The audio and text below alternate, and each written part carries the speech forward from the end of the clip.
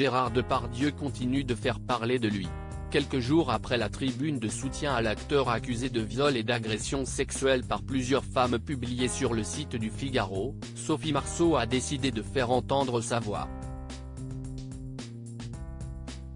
Dans les colonnes du nouveau numéro de Paris Match, en kiosque ce jeudi 28 décembre, celle qui joue actuellement sur les planches aux côtés de François Berléand dans la note a voulu dénoncer une nouvelle fois le comportement du célèbre comédien. « J'ai dit publiquement à l'époque que je ne supportais pas son attitude, grossière et très déplacée.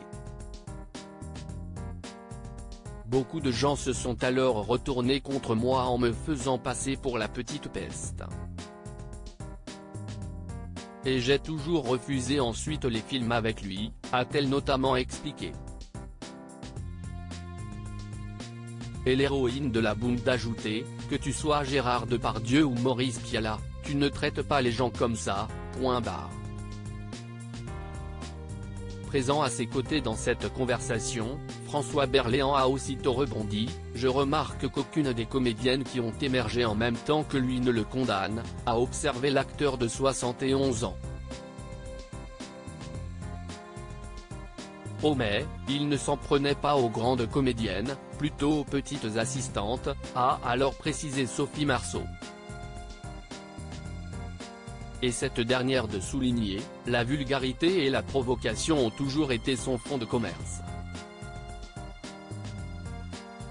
Supérieur à Gérard Depardieu, qui sont les femmes de sa vie ?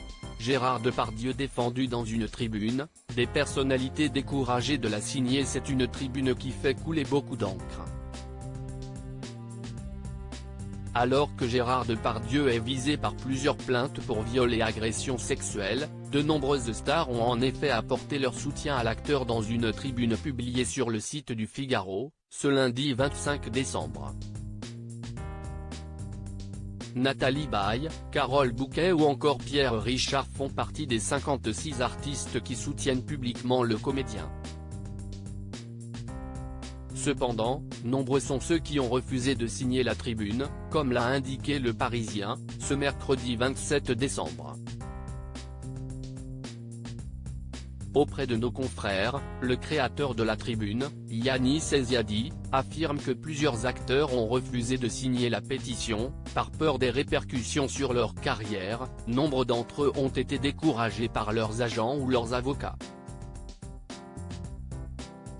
Il explique également ne pas avoir réussi à convaincre la nouvelle génération du cinéma. « J'ai contacté une dizaine de jeunes acteurs.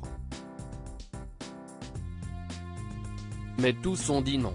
Soit parce qu'ils sont très pro-MeToo, soit parce qu'ils ne veulent pas avoir de problème. » Crédit photo, Mathieu Mirville.